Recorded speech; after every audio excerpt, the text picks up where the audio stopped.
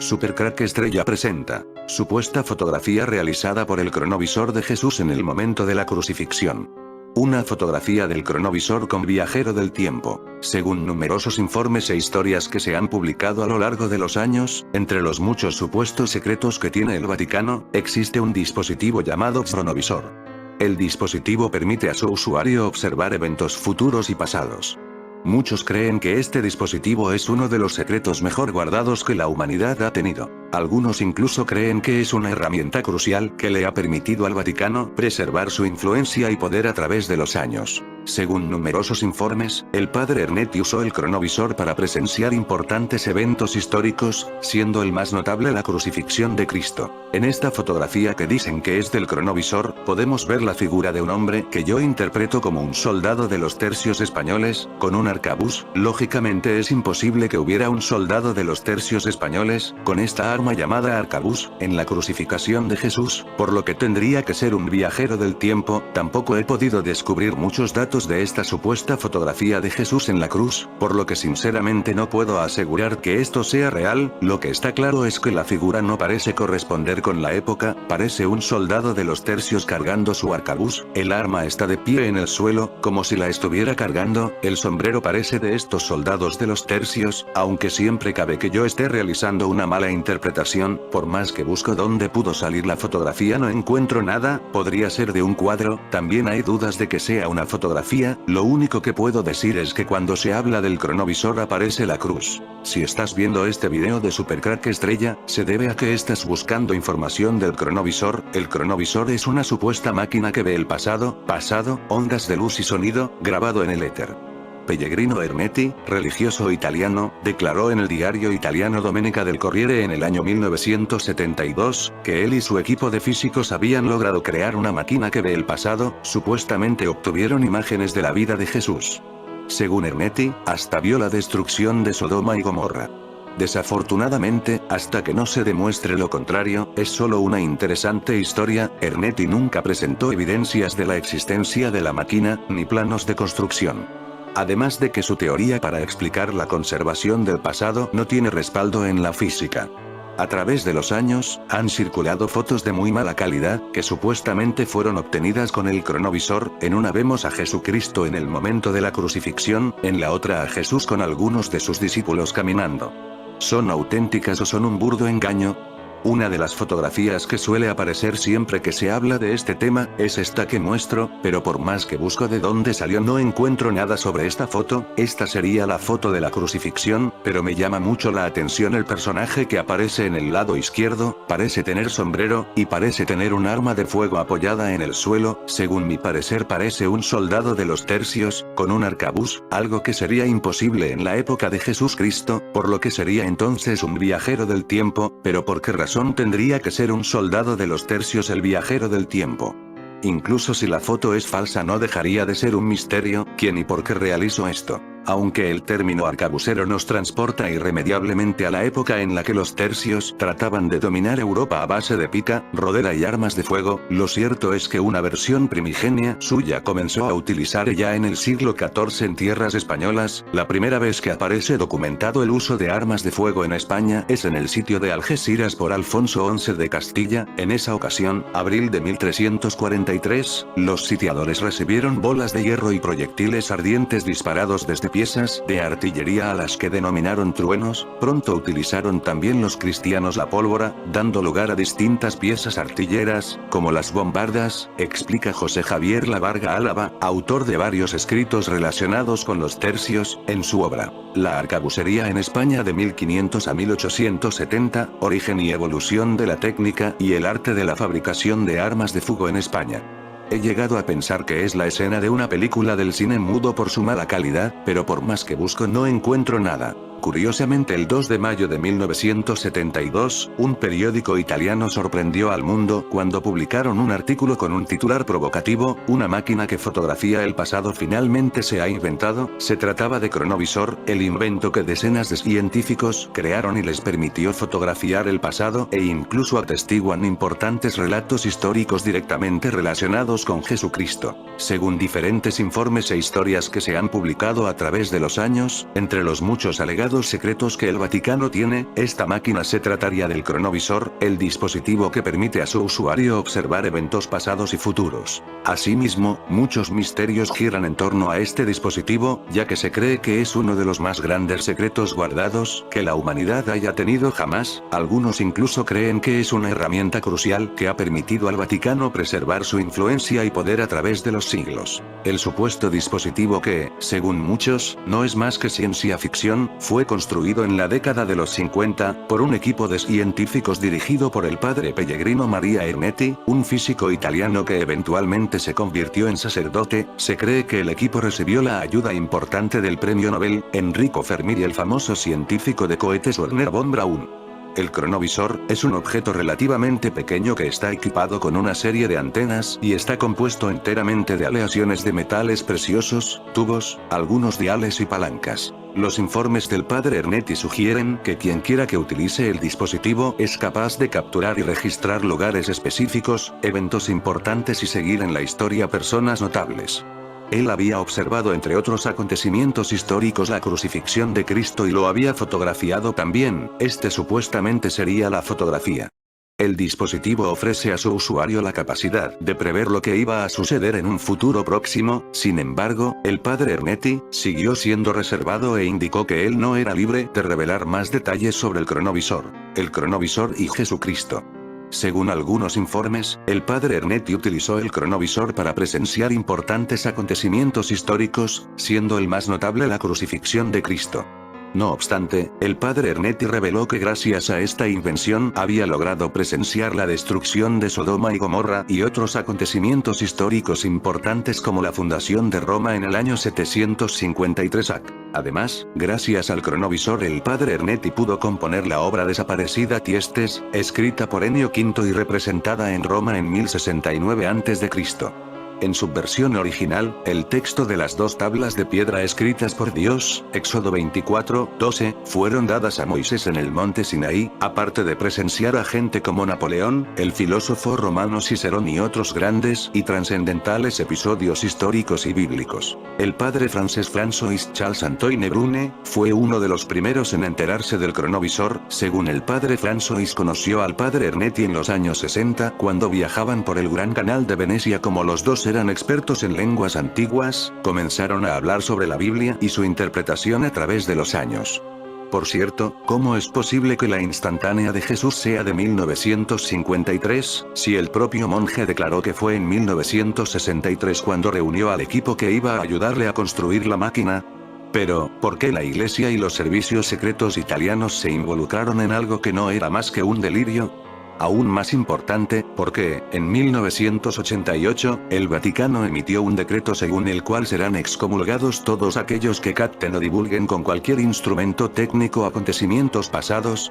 Ernetti afirmó haber fotografiado las tablas de la ley, la destrucción de Sodoma y Gomorra, un discurso de Mussolini o la crucifixión de Cristo.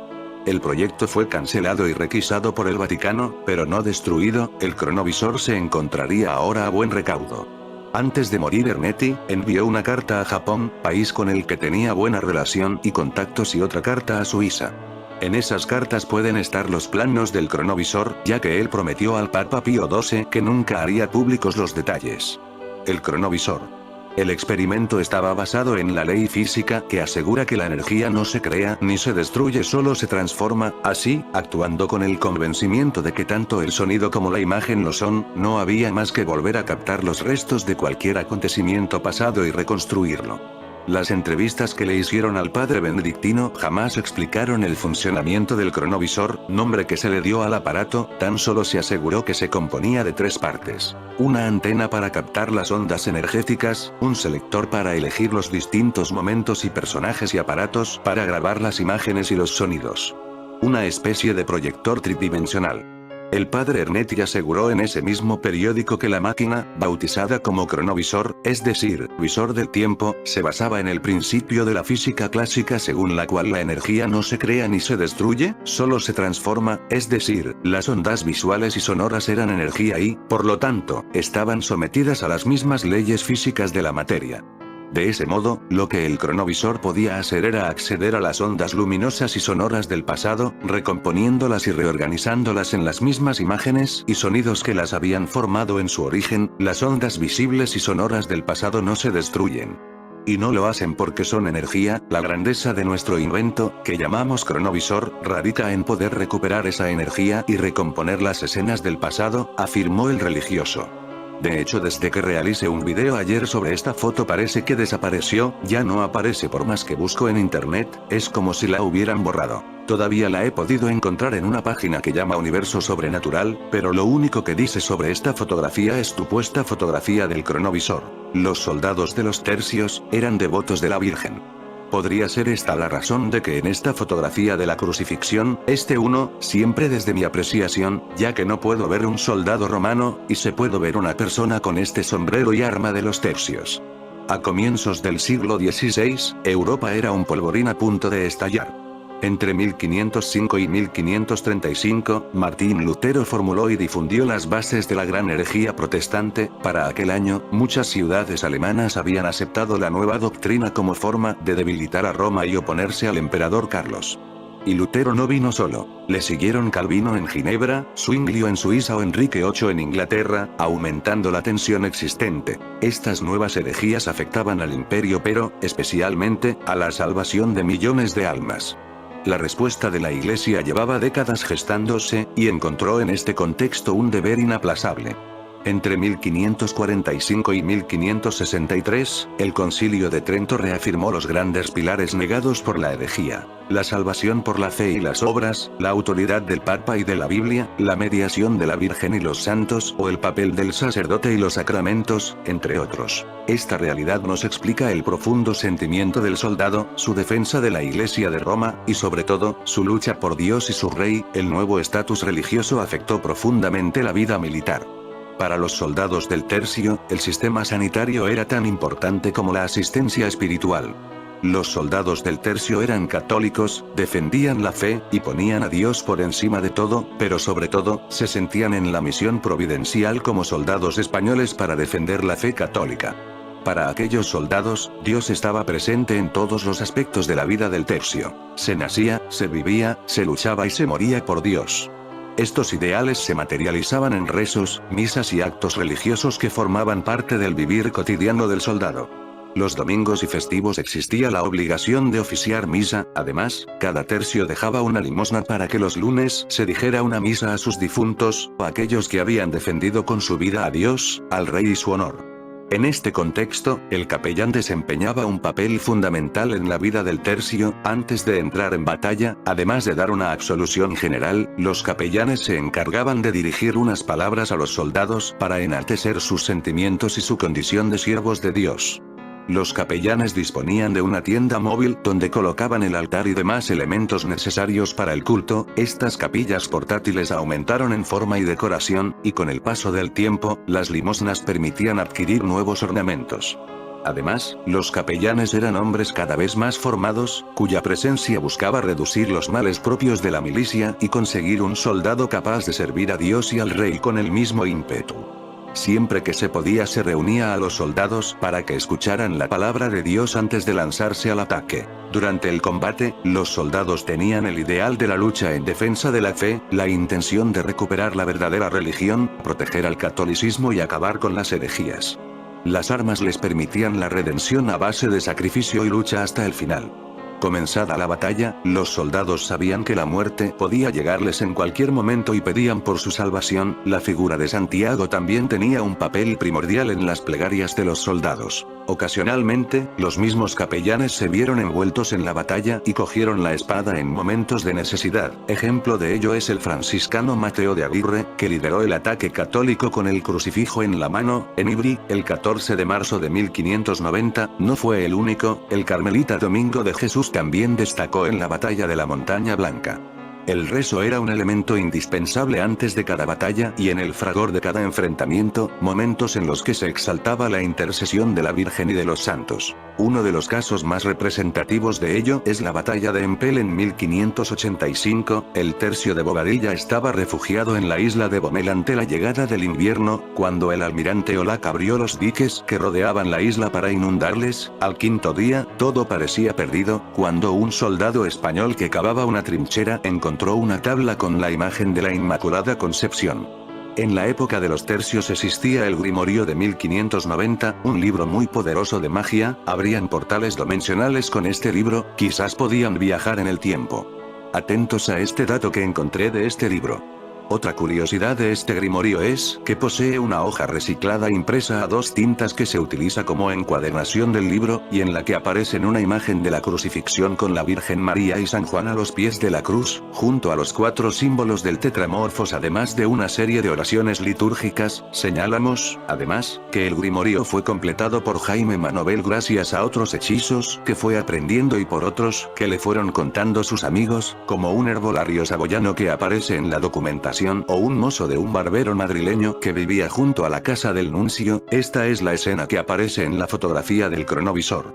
Podían en España viajar en el tiempo con los conocimientos de este libro, el Grimorio de 1590. Sin duda esta historia y como prueba irrefutable el pequeño grimorio que aún se conserva, son pruebas fidedignas de la tradición mágica y curanderil que posee Toledo y que demuestra que la magia no se utilizaba solamente para curar dolores y afecciones, sino que cubría todo tipo de necesidades y problemas que les pudieran surgir a nuestros antepasados. Si bien la sugestión, el engaño y la picaresca también eran ingredientes que no faltaban en aquellos procesos mágicos que sucedieron por las calles y callejones de Toledo y le dan aún más encanto y brillo a esta increíble ciudad. Reiterar que Toledo es una ciudad mágica quizás suene atópico, pero a la vez es una realidad histórica, que los visitantes y vecinos pueden descubrir aún hoy si pasean y recorren los serpenteantes callejones toledanos. Descubrir el callejón del diablo tras pasar por el del infierno, recorrer la calle Bajada del Pozo Amargo donde vivieron María Pérez o Ana de la Cruz, o llegar hasta el Paseo de San Cristóbal donde ejercían la hechicería las Chaves, madre e hija expertas en cuestiones amorosas, son algunos de los consejos que recomendamos a los interesados en recordar aquel pasado más mágico y oculto de Toledo. Pero lo importante es que nuestro Toledo mágico lo podemos rastrear también a través de los documentos y por ello, hoy recuperamos uno muy interesante, que confirma que, entre los muros de Toledo, se estudiaba, practicaba y enseñaba la magia. Nos referimos a una especie de grimorio o libro mágico fechado en 1590, donde cierto clérigo nigromante llamado Mosén Jaime Manovel, recogió una serie de hechizos, remedios y fórmulas para realizar todo tipo de curaciones y hechizos.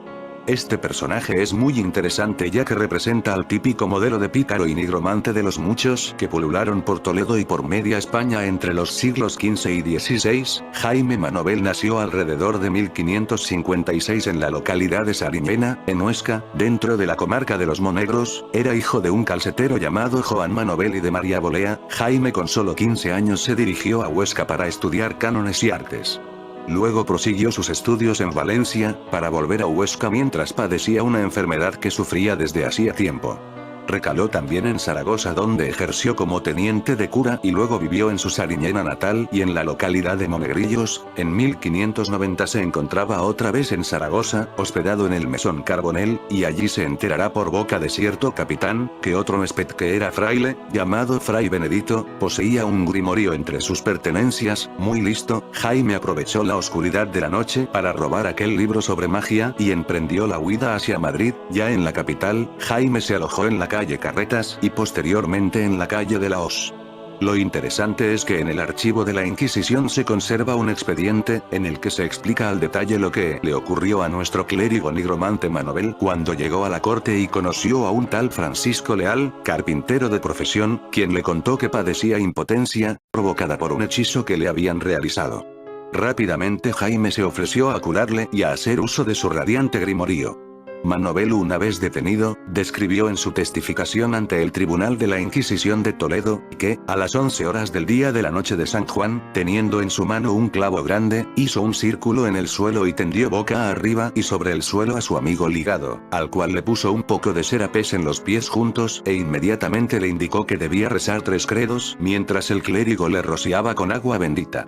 Manovel cuenta en su descargo, que el agua bendita la utilizaba por si sucedía algo extraño y así protegerse, y además explica que utilizó ropas ceremoniales religiosas como armadura de protección ante las potencias maléficas que invocaba. Seguidamente obligaba al pobre hombre ligado a que subiera y bajara de un caballo que tenían preparado al efecto y que a continuación atravesara un cerco y subiera y bajara de un árbol que según Francisco Leal era un roble. Estamos ante una curación mágica con todos los elementos clásicos y típicos que aparecen en multitud de crónicas: el caballo, un árbol, rituales en la noche de San Juan, conjuros, invocaciones. El fallo de los inquisidores determinó que Jaime Manovel debía abjurar del edí y ser reprendido y suspenso de las órdenes que tenía por 2 años. Esta sentencia fue leída el día 20 de diciembre de 1590, estando presente el acusado Mosén Jaime Manovel. Tras el proceso abierto, la Inquisición toledana le requisó sus bienes, entre los que se encontraba el citado grimorio, el cual fue analizado e interpretado por los inquisidores. De ahí que se guardara posteriormente entre los documentos del proceso y por esa razón hoy lo encontramos conservado en el Archivo Histórico Nacional de Madrid. Es un pequeño libro de 149x 106 milímetros, en el que se explican diversas fórmulas y hechizos como por ejemplo la manera de curar el dolor de cabeza, las almorranas, las úlceras, el ántrax, las quemaduras, apaciguar el dolor de muelas o conciliar el sueño si se tenían calenturas. Aunque también encontramos otros conjuros más extraños, como aquel con el que podíamos caminar kilómetros y kilómetros sin cansarnos, o la manera de que una mujer aborreciera a un hombre. También se explica la fórmula para que un perro no ladre o para hacer fuego con una piedra y saliva.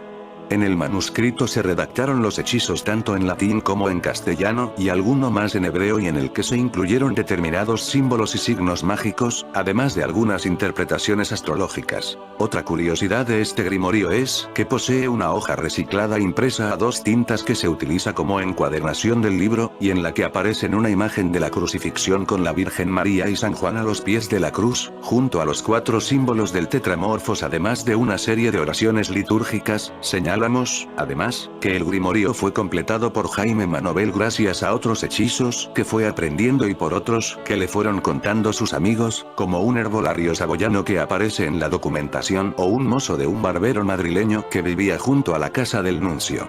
Ese mismo año, el 1590, toda una colonia de América desapareció sin dejar rastro. Roanoke, el pueblo maldito que desapareció sin dejar rastro. En 1590, una colonia inglesa de más de 100 personas se esfumó. Solamente dejaron tras de sí una palabra tallada en un árbol: Croatán. Fueron llevados quizás a otra época del tiempo. Y no fueron los únicos que desaparecieron ese año. Parece ser William Shakespeare también desapareció para volver unos años más tarde. Viajó también en el tiempo.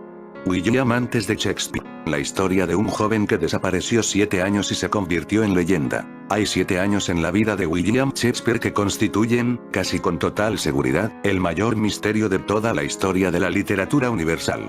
No hay vacío más tentador, apunta Bill Bryson en su Shakespeare, el mundo como escenario. Entre 1585 y 1592, un chaval de 21 años. 1590, en Italia, los monjes se asustaron por el paso de varios discos en el cielo. ¿Acaso era una máquina del tiempo? En fin, amigos de Supercrack Estrella, si el video te gustó, pulgar arriba.